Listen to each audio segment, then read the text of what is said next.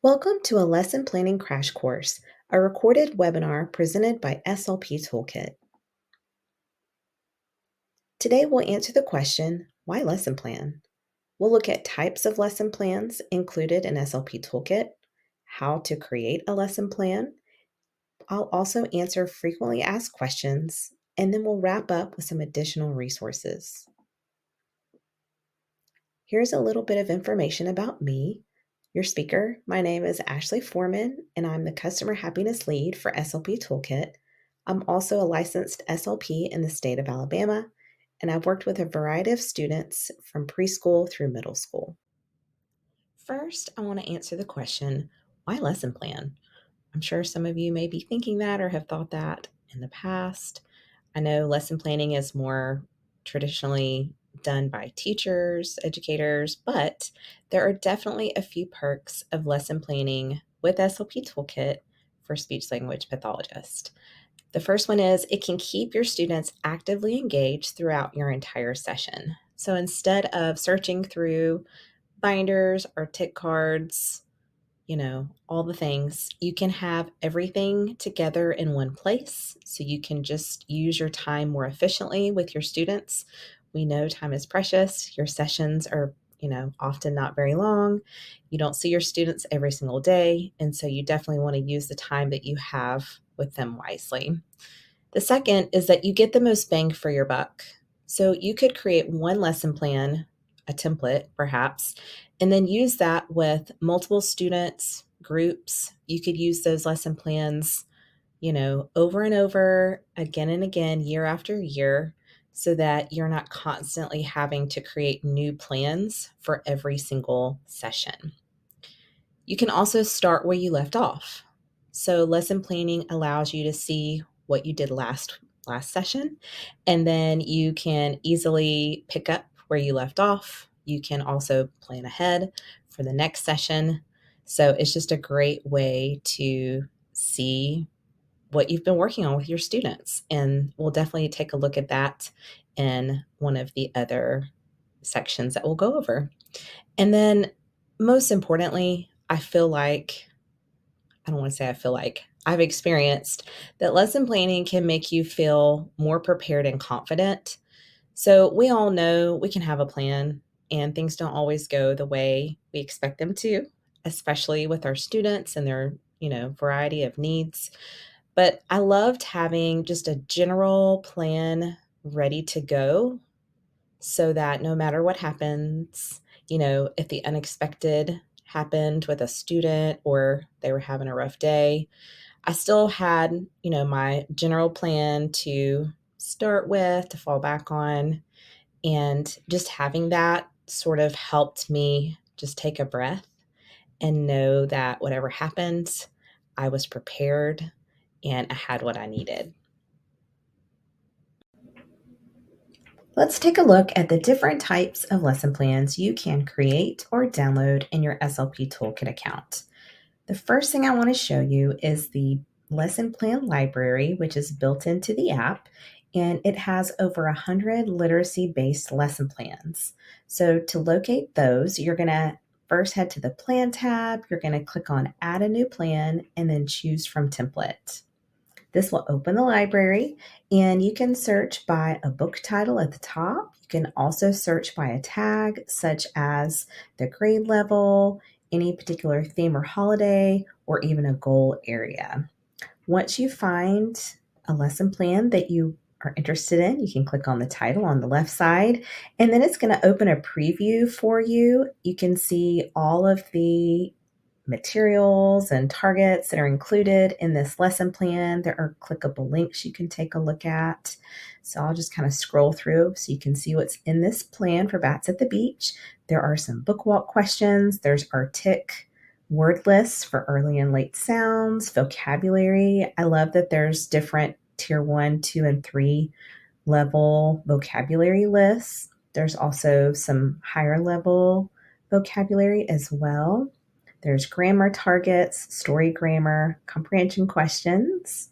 And then as I scroll down further, some of the lesson plans have describing, parts to them. And then one of my favorite parts is all of the lesson plans are going to have an expansion activity, which will, give some other activities that you can do to target that, book in other ways for carryover and generalization. A great thing about these lesson plans is that really you could use them over the course of several sessions or even over the course of several weeks, because it's hard to really get it all done in one session. And so you could always go over some of, the book walk, the comprehension questions, some of those different word lists. And then on another session, you could do the expansion activity for some carryover. So once you find the plan that you want to use, you're going to click on use this plan at the bottom right, and it's going to open the plan up and it's going to automatically add it to your lesson plan list. So it's up here at the top, the tab, but when I click on my main plans tab here, you can see I've got it listed now in my list. So from here, you can use the plan as is. You can also open it and make changes. We'll take a look at how to do that in the next part of our webinar series.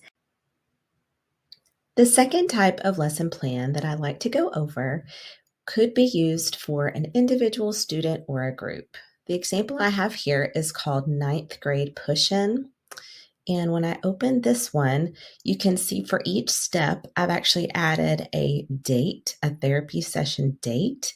And then below for the description of each step, I've just added notes for that particular session. So I've included what we worked on, information that I may have shared with a teacher or para, since this is a push-in group. And then below that, I've added my next session date. And here I can go ahead and add my tentative plan for that session, anything I'd like to review from the previous session. You could also include images, or if there's a class assignment that you're going to work on, you could add that PDF here as well. The next type of lesson plan is called a student portfolio. Some SLPs like to use these to house work samples, visuals, things like that for an individual student. So let's open that one. So you can see here for each step, the first one I have therapy visuals, and I've added those images below. Underneath that, I've got work samples, and then I've added just some, things that the student may have done in the speech room, perhaps on paper or even digital, that you can then save and then just add to your file. So this could sort of be a digital therapy file, if you will, for individual students. And then the last lesson plan is a little different than the first couple that we went over. So let's say that you have some therapy materials for specific goal areas that you would like to organize. Another way to use lesson plans would be to add all of those materials into one specific plan. So the example I have here is for apraxia. And when I open this up, you can see the various steps. I've got visuals saved here. I thought I had a second one. You could add some other things as well down here for other steps, but I also have some PDF checklists, guides, things like that.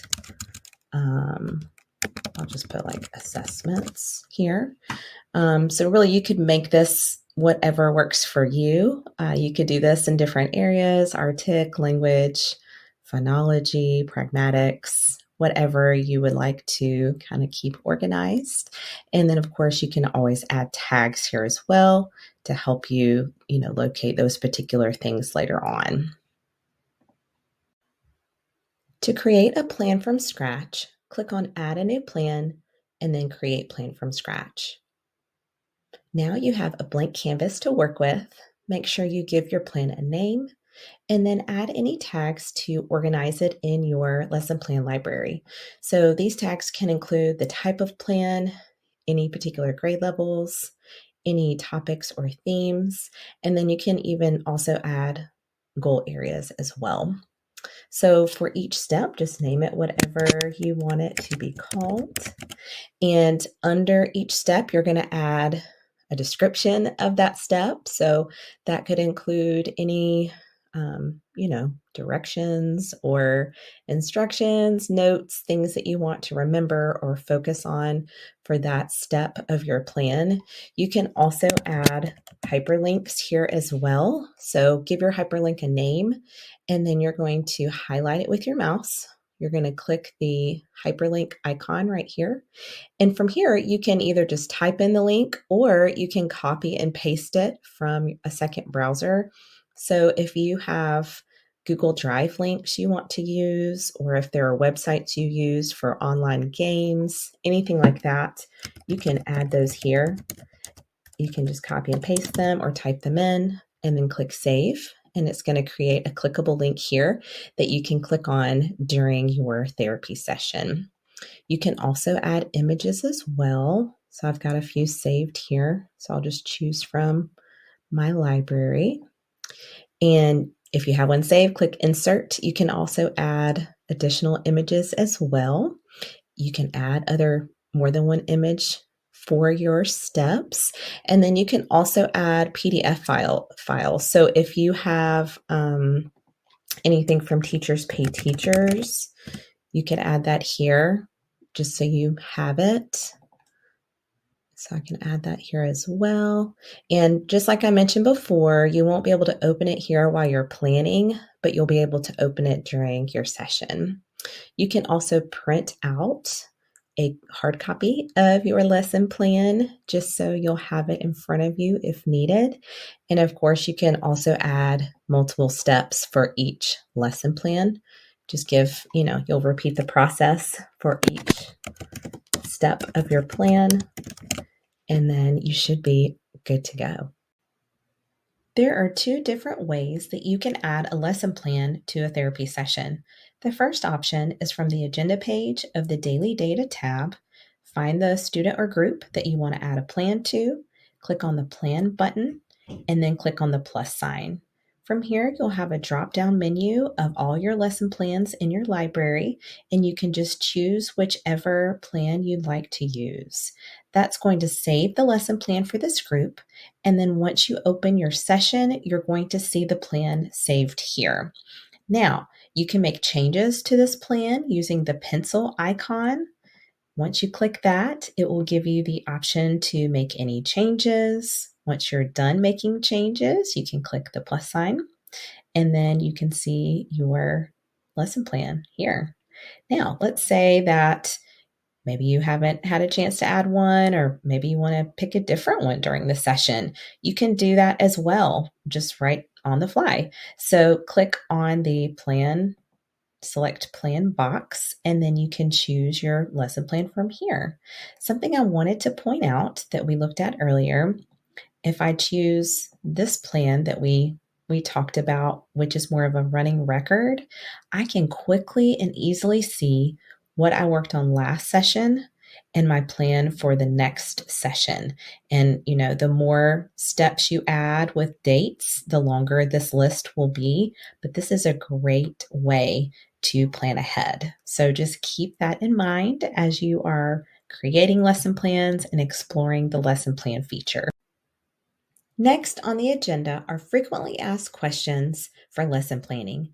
The first question is, how do I import a lesson plan file into my Toolkit account? You may have a file that a Toolkit bestie has shared with you. We also have another freebie library that our Toolkit besties have created in our knowledge base under the article called Toolkit Treasures, and you can see that freebie library linked here. So once you have your file ready to go, you're going to click on the Plan tab, then add a new plan and upload a plan. From here, you're going to find that special TKJP file from your device, and that file type is just for Toolkit besties to be able to share lesson plans with one another. So if you try to open that plan outside of the app, it won't open, but you can import this file into your Toolkit account. So click Choose File, And then you're just going to scroll down and find that particular file. You'll see they all end in that TKJP format. I'm going to open that here, and then I'm going to click import.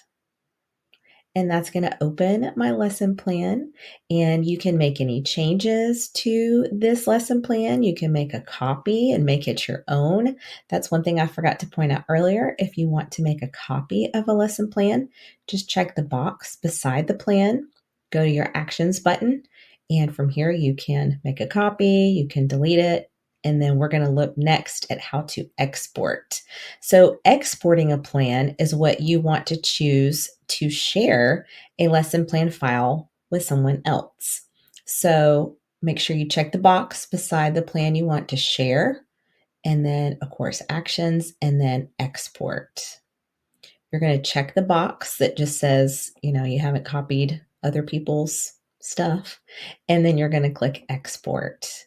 And that is going to save that special TKJP file to your device. So from here, you could just send your bestie an email, and you could attach that file there if you want to do that. And now you'll be able to share and also import lesson plans into your Toolkit account. Here are some additional resources to help you explore the lesson planning feature.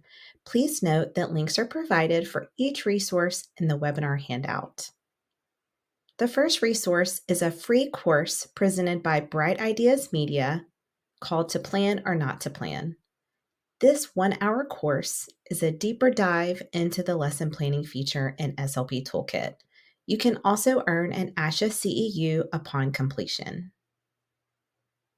If you're short on time, we also have a quick lesson planning tooltip that's less than 2 minutes. Last but not least, we have a freebie library created by your very own Toolkit besties that include custom lesson plans, screeners, and progress monitoring tools. If you have any questions, we would love to hear from you. You can start a chat anytime in the app using the help desk icon. You can send us an email to hello@slptoolkit.com, or we would love for you to join our private Facebook group for subscribers called Be Your Best with SLP Toolkit. On behalf of the SLP Toolkit team, I want to thank you so much for joining us. We hope this webinar will help you explore the lesson planning feature, and we hope you have an awesome rest of your school year.